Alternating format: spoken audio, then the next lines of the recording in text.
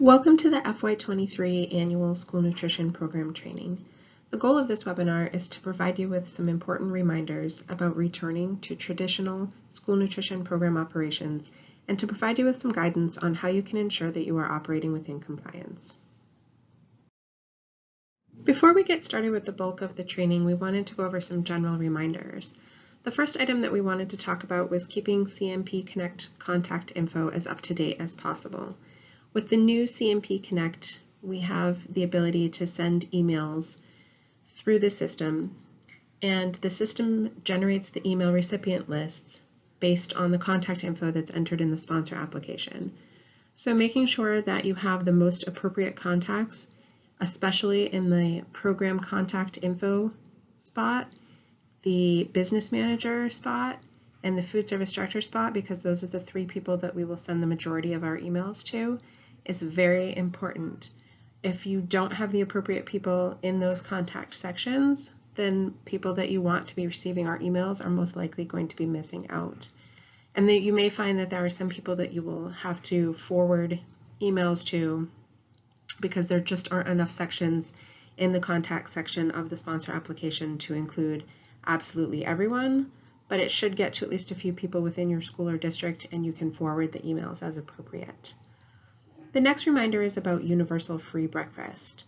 Just to keep you guys thinking about the idea of using universal free breakfast and remind you that while it is not allowable to use federal funds to cover the difference between the cost of meals and the reduced price paid reimbursements for lunch, you may use excess food service account funds to fund a universal free breakfast program. It's just something to think about. It might not work out if you only have enough excess funds to do universal free breakfast for 1 year and you don't like the idea of only being able to do that for 1 year and then having to go back to having students pay for breakfast if they're not eligible for free meals. And the last thing is just a quick reminder about special provisions. Provision 2 and the community eligibility provision are still options, but you need to let us know if you're interested as soon as possible so we can get you set up in the system and get you starting the school year under those provisions and operating them correctly right from the beginning. We also just wanted to provide some reminders about returning to traditional school nutrition program operations. The first reminder is just that the reimbursement rates are returning to the regular NSLP and school breakfast program reimbursement rates. It will no longer be that higher SFSP rate. The NSLP and breakfast program rates are a little bit higher this year thanks to the Keep Kids Fed Act, which is providing an additional 40 cents for lunch and 15 cents for breakfast. But again, just keep in mind when you're doing your budgeting that it will no longer be that higher SFSP reimbursement rate. If you need a copy of the reimbursement rates for school year 22-23, just feel free to reach out and ask any of us and we can send that to you.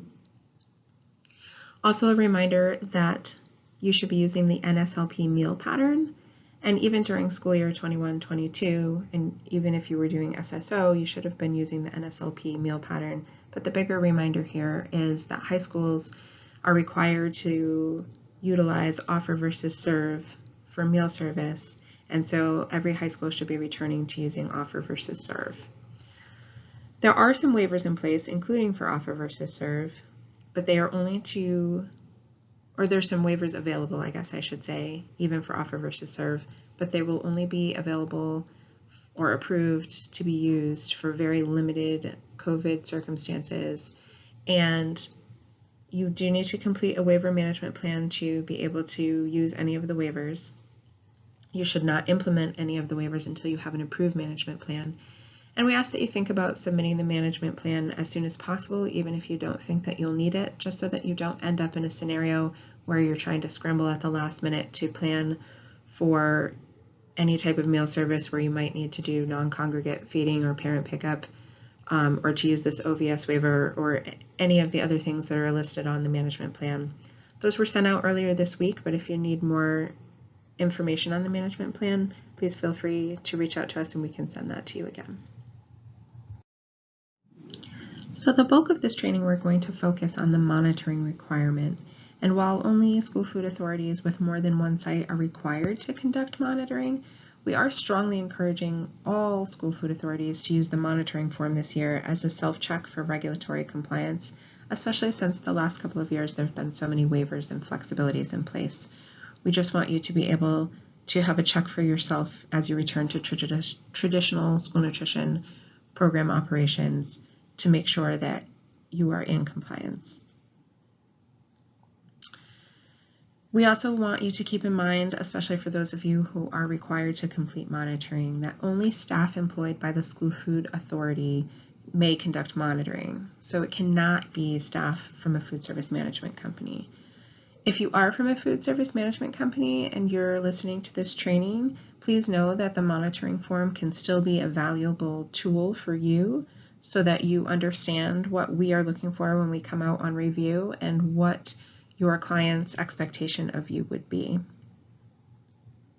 It's also important to make sure that anyone conducting monitoring has the appropriate training so that they understand all of the items that are on the monitoring form. And especially important to keep in mind for anyone who is required to complete monitoring, that the monitoring requirement is that it is completed by February 1st of each year at every site for lunch and 50% of your sites for breakfast. But we are strongly encouraging everyone to complete monitoring as early as possible this year to catch operational errors as soon as you can. So if you can complete monitoring by October, that's only going to benefit you. There might be a couple of items on the monitoring form that you are not able to check on until a little bit later in the year, just because there are certain deadlines for the items that are on the monitoring form, or that those things wouldn't occur until later in the school year. The first part of the monitoring form will seem very familiar to anyone who's used it in the past, and it will be focused on counting and claiming. And the very first topic is collection procedures. So the person doing monitoring will need to check CNP Connect or ask someone who has access to CNP Connect so that they can see what was entered into each site application for collection procedures. And when we say collection procedures, we're talking about how and where is the meal count taken? Is it taken at the end of the service line, at the beginning of the service line? Do they use a roster? Do they use tokens? Do they use a register? And they're going to want to note any changes to the process. And then corrective action will have to be initiated if there have been any changes and it hasn't been updated in the site applications in CNP Connect. They're also going to want to note how the counts are transferred to the claim. This is particularly important if you're using a roster and counting check marks and entering things into a spreadsheet and then entering that information into CNP Connect, because there's a lot of room for error there. So they want to make sure that there is a smooth process for that and that there are checks in place, that there is someone to double check the work of the person who is entering those claims.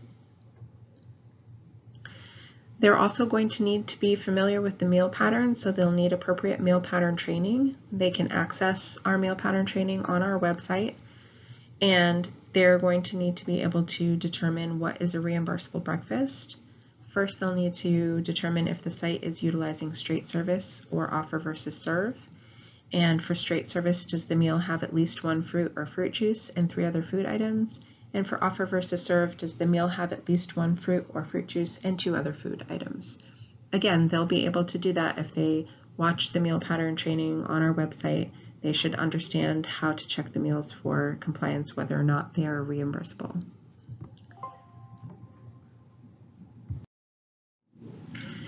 And they'll need to be able to check for a reimbursable lunch just the same as they did for breakfast.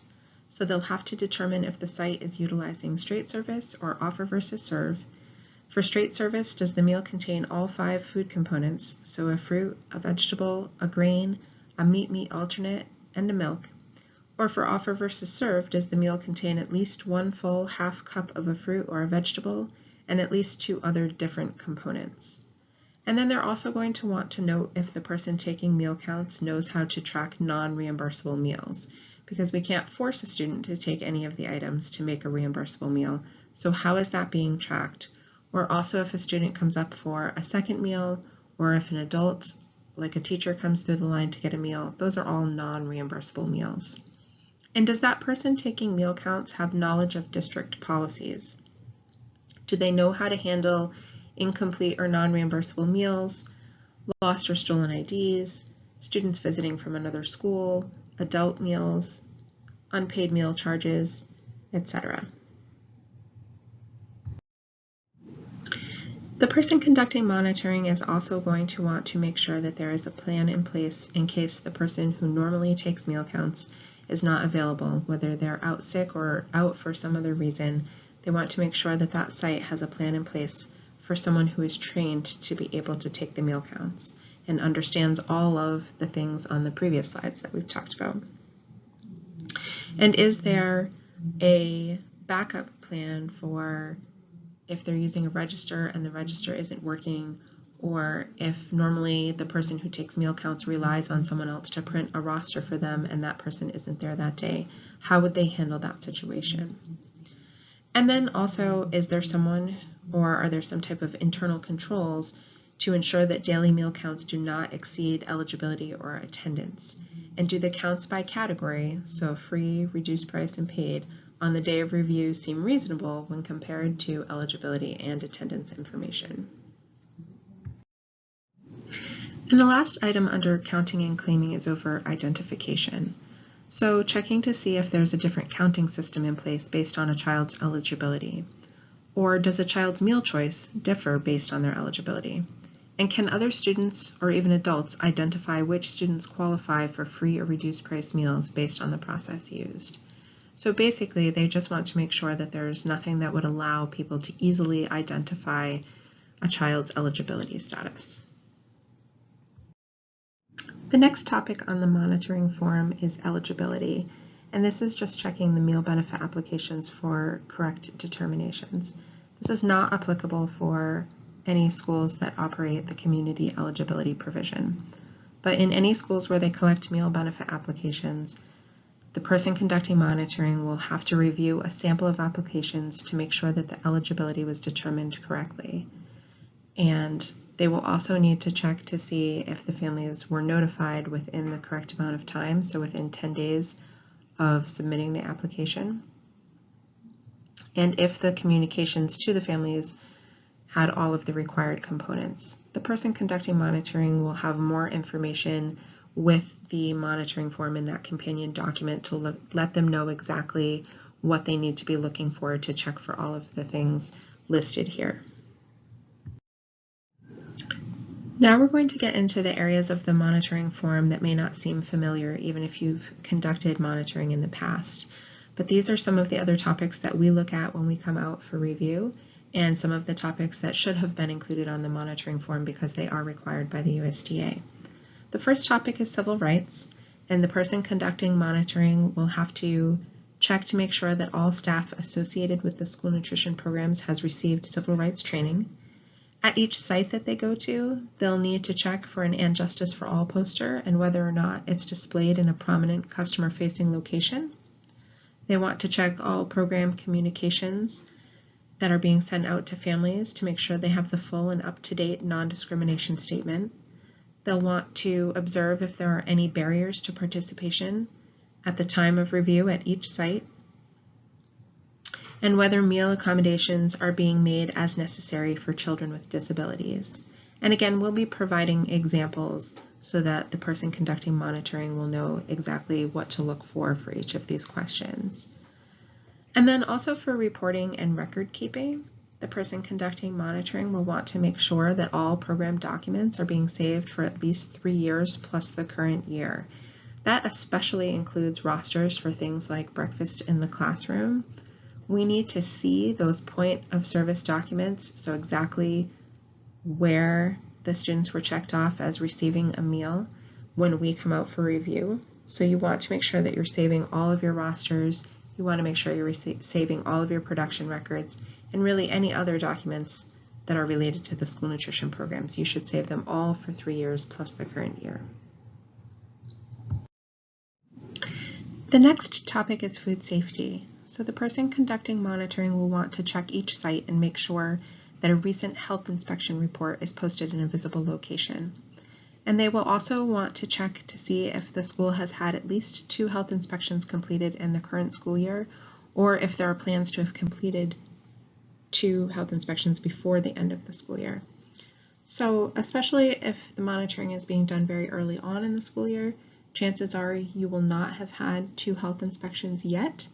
And so the person conducting monitoring could just check with the person who is in charge of contacting DOH regarding health inspections, just to make sure that they sent the appropriate information to DOH, and that would kind of satisfy that requirement of checking to make sure that there's a plan in place to have 2 health inspections completed before the end of the school year. For water, the person conducting monitoring will just want to make sure that there's free drinking water available to all students at the time of service, either through water fountains or other dispensaries, and that needs to either be in the cafeteria or directly adjacent to the cafeteria. And if they are using water fountains, the person conducting monitoring will want to check to make sure that the water fountains are working properly. The next item is competitive food services. So the person conducting monitoring will want to check to see if the school is selling any food during the school day that is outside of the school meal program. Do they have vending machines that are on and the profits from those vending machines go somewhere other than the food service account? That is not allowable. Do they have school stores that sell food, or do they have food-based fundraisers during the school day where students can purchase food outside of the school meal program? And is the school cafeteria selling a la carte items to students during meal periods? And if they are, they want to check to make sure that the snacks that are being sold are in compliance with Smart Snacks nutrition standards. For revenue from non-program foods, the person will want to check to make sure that any catering events that are being offered through the food service program or using funds from the food service account are being managed appropriately, and whether or not they're using a purchase order or how are they being billed for, and are all adults being charged for meals purchased from the cafeteria. So like if teachers are coming through the line, are they being charged appropriately? For the wellness policy, the person conducting monitoring will want to check first of all to make sure that the district has a wellness policy in place. And if they do, is the school aware of the policy and are they implementing it? And if the school has their own local wellness policy, is it at least as strict as the district's policy? For professional standards, they'll need to check to make sure that all school nutrition program staff are completing the appropriate training for their position and whether or not that training is being documented.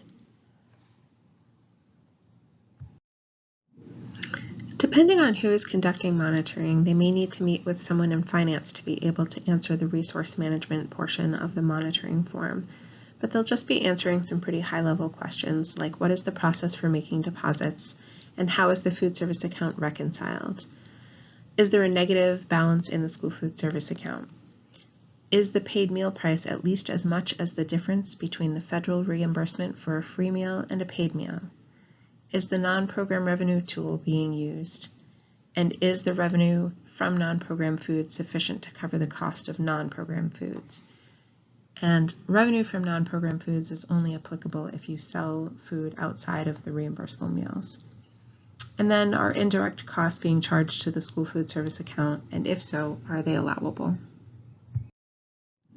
The last items on the monitoring form would happen at the district level. These aren't things that can be checked at the individual schools.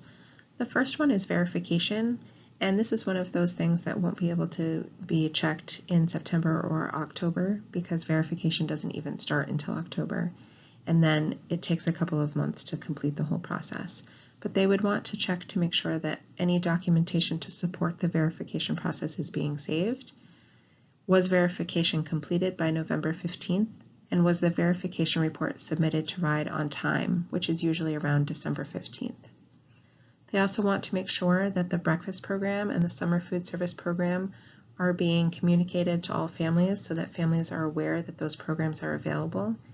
Usually schools are always communicating the breakfast program to families just even by sending out the menu, but schools don't always know that they're required to make families aware of the availability of the summer food service program even if the school is not offering that program themselves. They still need to find a way to let families know that if they dial 211, they can find a location anywhere in Rhode Island where they can get meals for free during the summer. Again, they may have already checked the wellness policy when they were doing the site level reviews, but they also want to make sure that the policy has been updated in the last 3 years. And then again, they may have already checked on professional standards, but in case they didn't check any district level staff and they were only checking school level staff, they want to make sure that everyone at the district level who's involved in the school nutrition programs has met their required training hours. At the end of the monitoring form, there will be a place for the person conducting monitoring to identify any areas of non-compliance and what the corrective action should be. They can also note any areas of opportunity for additional training, opportunities for additional communication across stakeholders, and any systemic issues with program operations. And if there is any corrective action that needs to be completed, the person doing monitoring should follow up to make sure that the corrective action was completed within 45 days of the initial monitoring visit.